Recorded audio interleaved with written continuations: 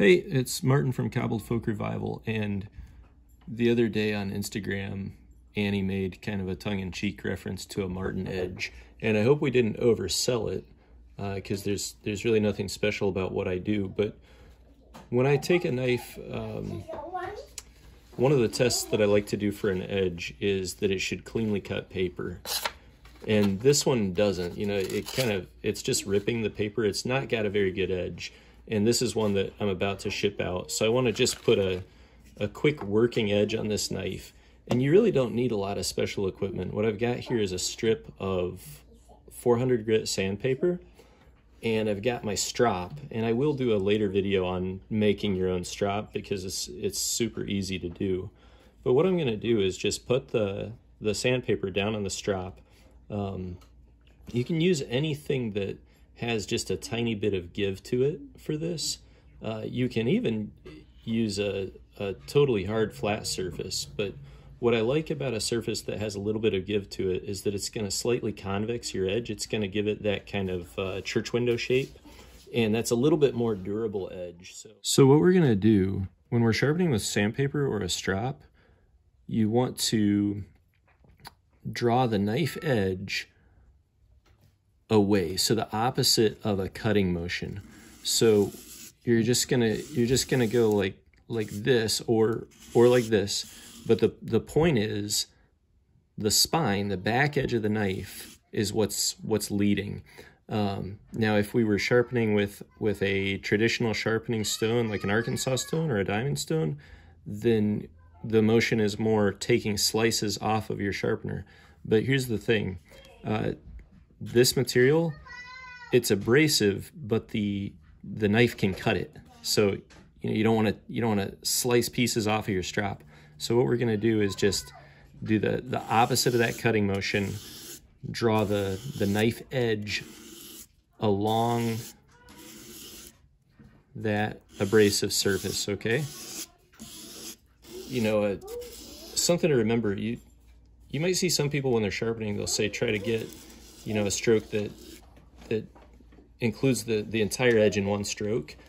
I mean, look, you're not dulling the edge all at once. You don't have to sharpen it all at once. So I don't worry too much about that, but I'm just kidding.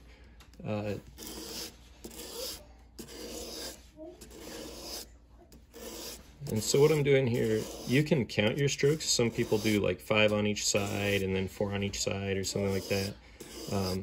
But what you're looking for, after you've sharpened for a while, on the side that you're not sharpening, you're going to be able to see and feel a little, what we call a burr.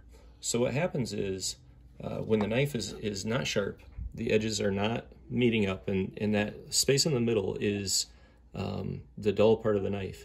And as you remove material from one side or the other, and those edges get closer together, they're gonna touch and make that V shape. But one of them, because metal can be drawn out into wire, you're gonna get what's called a wire edge, a burr, and it's gonna overlap just a little bit, and you're gonna be able to especially feel it. And so what you're wanting is to raise a burr on both sides. So I'm just gonna keep sharpening on this side.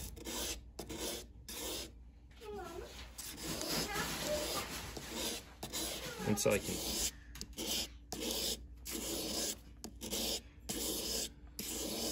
And so what we're going for here is, you're gonna not put the knife completely flat. You're gonna elevate it maybe like a couple of dimes worth. And you'll get a feel for this as you do it more. But you're just trying to get the entire sharpened edge, the entire bevel, that little sharpened part that you can see. You want to get all of that. Okay, so we're continuing to work until we raise that burr on both sides. I can feel it now. So I've been sharpening this side of the knife, the burr appears on this side. I can feel that. And then what you want to do is just work till you have the burr off. One thing to keep in mind, you know, you can progress through different grits. So as you go, what you're doing, you're using usually like a more coarse grit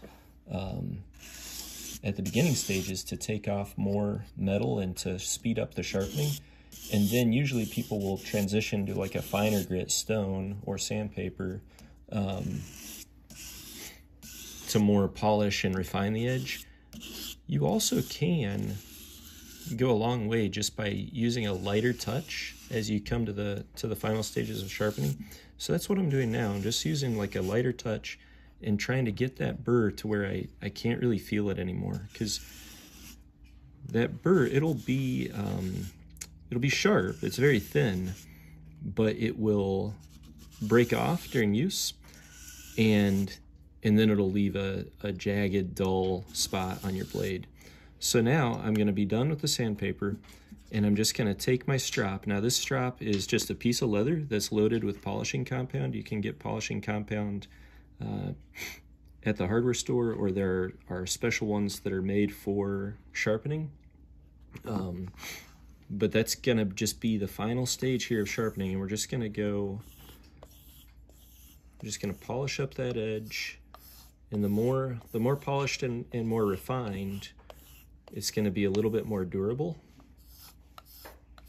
So you achieve sharpness on a knife when you get that V at the edge, and the edge is meeting up on each side.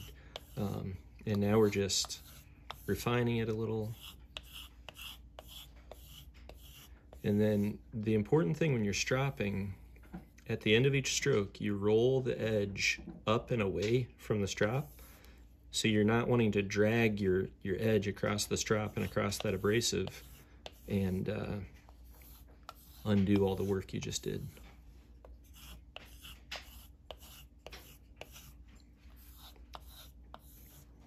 And this shouldn't have to take too long unless you've really, really dulled or damaged your edge a lot.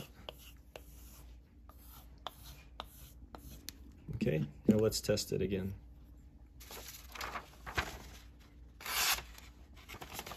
So that is, to me at least, an acceptable edge on what I would think of as just a working knife. And now this is one that was ordered, so it's ready to go out.